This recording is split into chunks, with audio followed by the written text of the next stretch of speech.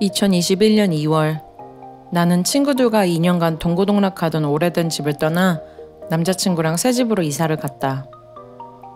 우리는 언젠가 자리가 잡히면 고양이를 키우는 게 꿈인데 호주에서 정착할 생각이 없는 우리가 대안책으로 찾은 방법은 구조된 악갱이들 인보였다.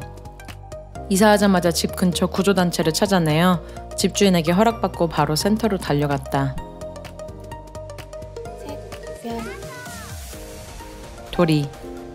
도리는 3개월 정도 된 장모 치즈냥이었는데 너무 말라서 2개월도 안 돼 보였다. 도리는 품에 안아들고 쓰다듬어주면 골골거리며 잘 안겨있다가도 내려놓으면 뒤돌아서자마자 우리를 향해 하악질을 해댔다. 그래서 도리라고 부르기 시작했다. 첫날에 도리는 우리를 피해 온갖 구석에 숨어다니며 밥도 물도 안 먹고 열심히 우리를 불편해했다. 그날 밤 케이지에 도리를 두고 자러 갔는데 다음날 아침에 일어나 보니 케이지에 도리가 없었다. 한참을 집안 곳곳을 다 찾아봤지만 도리는 보이지 않았다.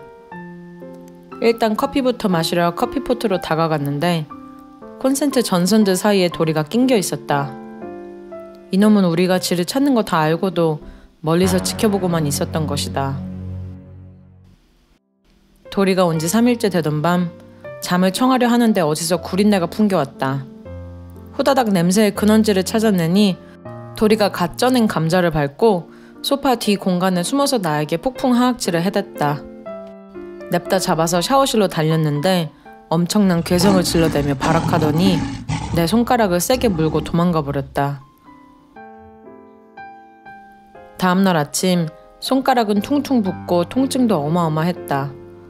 바로 병원 가서 파상풍 주사 맞고 항생제도 5일치나 처방받았다. 만신창이가 되어 집에 오니 도리가 미안한지 그날따라 엄청 앵겨댔다. 당시 나는 풀타임으로 출근하고 남자친구는 집에서 재택을 하던 시절이었다. 당연히 도리는 남자친구를 더 편하게 대했다. How are you today? Are you good? 나는 한 번도 꼬리가 위로 향한 걸 직접 본 적이 없는데 도리는 내가 출근해서 집에 없을 때만 치켜든 꼬리를 살랑살랑 흔들며 즐거운 시간을 보냈다고 한다. 인보 열흘차쯤에 구조단체에서 도리 독사진을 보내달라고 했다. 사진첩을 보니 전부 안겨있거나 숨어서 자는 사진들 뿐이었다. 평소 좋아하던 구석에 데려가 앉히니 얘는 내가 뭔 짓을 하려고 자리를 깔아주나 하고 의심 가득한 눈을 흘겨뜨고 엉거주춤 앉지도 눕지도 못했었다. 결국 독사진은 남자친구가 찍었다. 도리는 그렇게 우리 집에서 2주간 동고동락을 했다.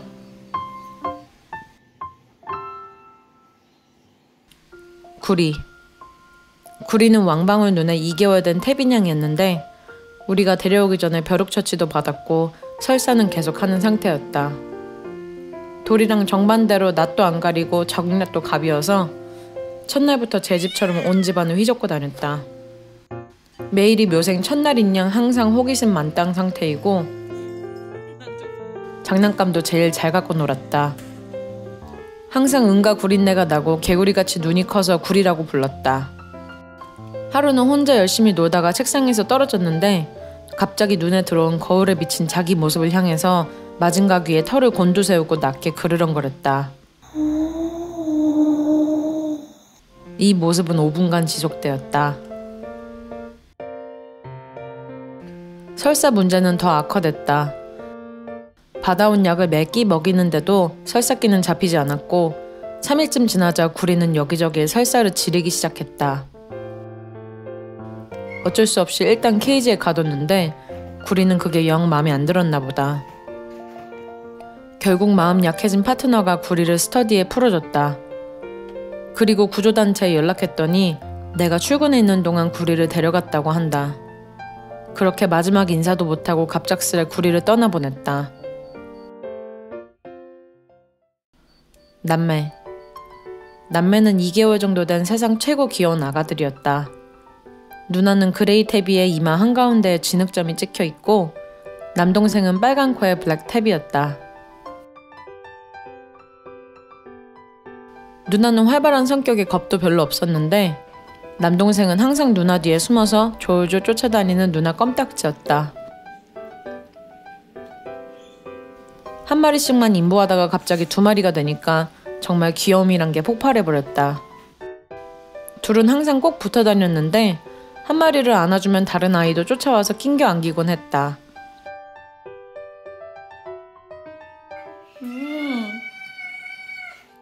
그리고 식탐이 둘 다 어마어마했는데 밥그릇을 들고 방에 들어가면 총알같이 튀어나와 전투적으로 사료를 삼키고 시시탐탐 남의 것을 탐냈다.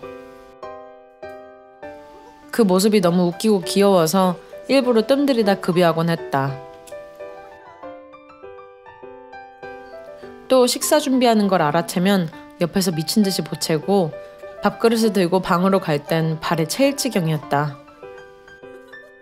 둘이다 보니 전에 본 적 없던 우다다를 하는 모습이나 투닥거리는 모습을 보는 재미도 쏠쏠했다.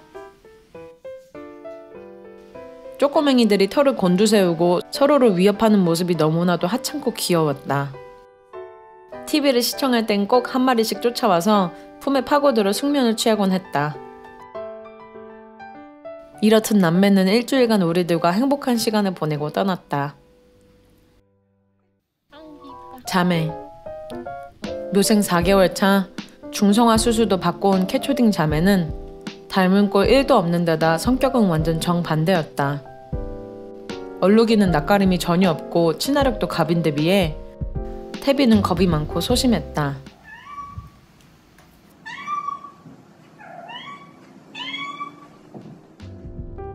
첫날부터 둘 다 건강 상태가 완전 별로였는데 얼룩이는 눈물을 줄줄 흘리며 재채기를 했고 태비는 이마에 땜빵이 있었다. 태비한테 발라줄 연고도 받아왔는데 둘 다 상태는 더 악화되기만 했다.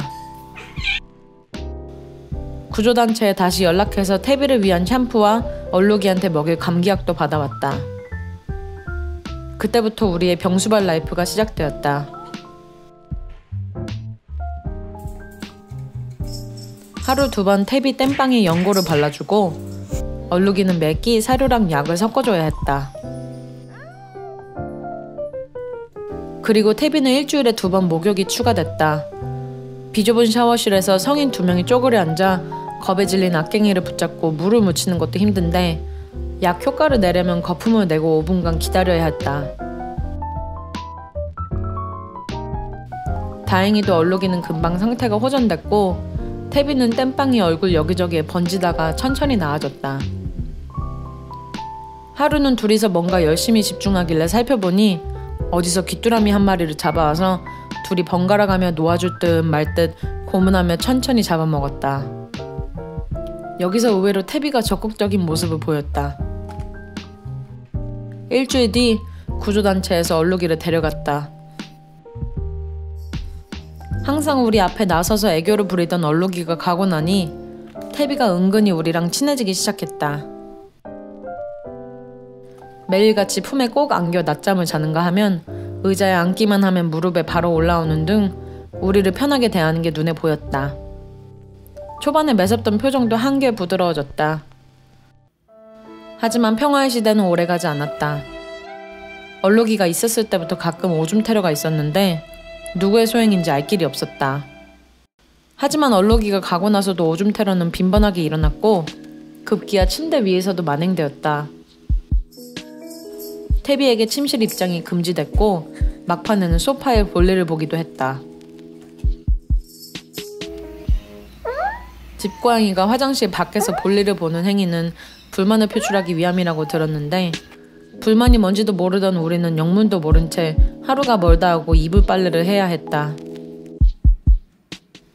태비가 우리 집에 온 지 1달째 되던 날 태비는 드디어 구조단체로 돌아갔고 생고생을 했던 우리는 태비의 빈자리에 시원섭섭함을 느꼈다. 태비를 마지막으로 우리는 인보를 쉬고 있다. 작은 천사들은 우리의 일상에 활력을 불어넣어줬고 몸은 고됐지만 행복했던 시간들이었다.